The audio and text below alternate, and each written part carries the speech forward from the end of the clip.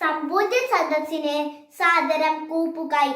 കിരാതമായ ഹിംസാമാർഗത്തിലൂടെയല്ലാതെ സാമൂഹിക പ്രശ്നങ്ങളെ പരിഹരിക്കാനാകുമെന്ന് തെളിയിച്ച മഹാന്റെ ജന്മദിനമാണിന്ന്.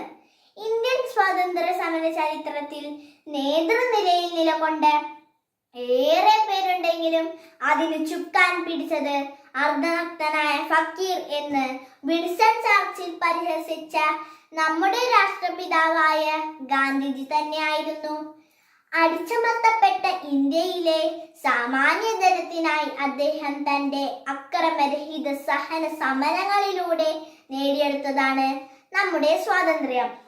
അടിച്ചമർത്തലിന്റെയും വിവേചനത്തിന്റെയും അനുഭവങ്ങൾ സ്വജീവിതത്തിൽ ഏൽക്കേണ്ടി വന്ന ഗാന്ധിജി ദക്ഷിണാഫ്രിക്കയിലെ തന്റെ ജീവിതകാലത്ത് തന്നെ അതിനെതിരെ പ്രവർത്തിച്ചു തുടങ്ങി, നിലപാടെടുത്തു തുടങ്ങി. തിരികെ നാട്ടിലെത്തിയ മഹാത്മാവിന് ഇന്ത്യൻ ജനത അനുഭവിച്ചു വന്നിരുന്ന അടിമത്തത്തെയും വിവേചനത്തിനെയും കണ്ടില്ലെന്ന് നടിക്കാനായില്ല. കൊടിയ ബ്രിട്ടീഷ് ചൂഷണത്തിന് വിധേയരായിരുന്ന ഇന്ത്യൻ കർഷകരുടെയും മറ്റു സാധാരണക്കാരുടെയും ജീവൻ പ്രശ്നങ്ങളിൽ ഇടപെട്ടുകൊണ്ടാണ് ഗാന്ധിജി ഇന്ത്യൻ മനസ്സുകളിൽ ആഴത്തിൽ വേരിറക്കിയത്. സാധാരണക്കാരുടെ ജീവനോപാധികളായിരുന്ന ഉപ്പും ചർക്കയും നീലവും ഒക്കെ ആയിരുന്നു ഗാന്ധിജിയുടെ സമരബിംബങ്ങൾ. പ്രവർത്തിക്കുക അല്ലെങ്കിൽ മരിക്കുക എന്ന ഗാന്ധിജിയുടെ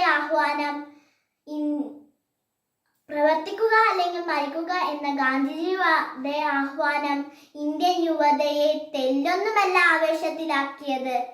സത്യവും അഹിംസയും മാത്രം കരുത്താക്കിയ ഒരാൾ ശതാബ്ദങ്ങൾ പഴക്കമുള്ള ബ്രിട്ടീഷ് സാമ്രാജ്യത്തെ പിടിച്ചുലയ്ക്കുന്നതാണ് പിന്നീട് കണ്ടത്. എന്റെ ജീവിതമാണ് എന്റെ സന്ദേശം എന്ന് ഗാന്ധിജിക്കല്ലാതെ മറ്റാർക്കു പറയാൻ കഴിയും?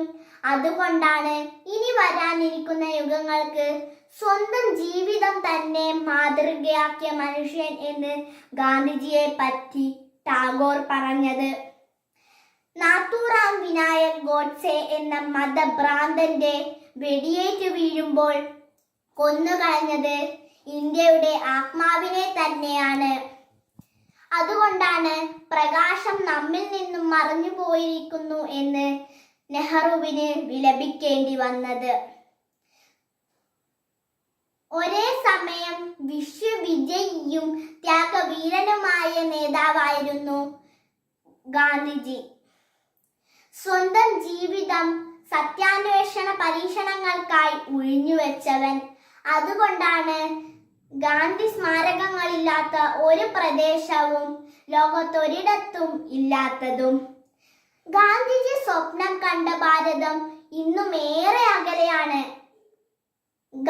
ഇന്ത്യയുടെ ആത്മാവ് കുടികൊള്ളുന്ന ഗ്രാമങ്ങളിലെ കർഷകരുടെയും ദളിതരുടെയും ആദിവാസികളുടെയും ഉന്നതി ഇന്നും ഒരു മരീചികയായി തുടരുന്നു.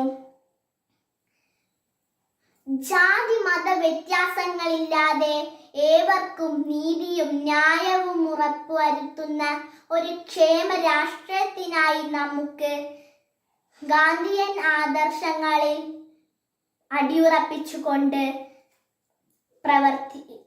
പരിശ്രമിക്കാം എന്ന് ആഹ്വാനം ചെയ്തുകൊണ്ട് നിർത്തുന്നു. നന്ദി, നമസ്കാരം.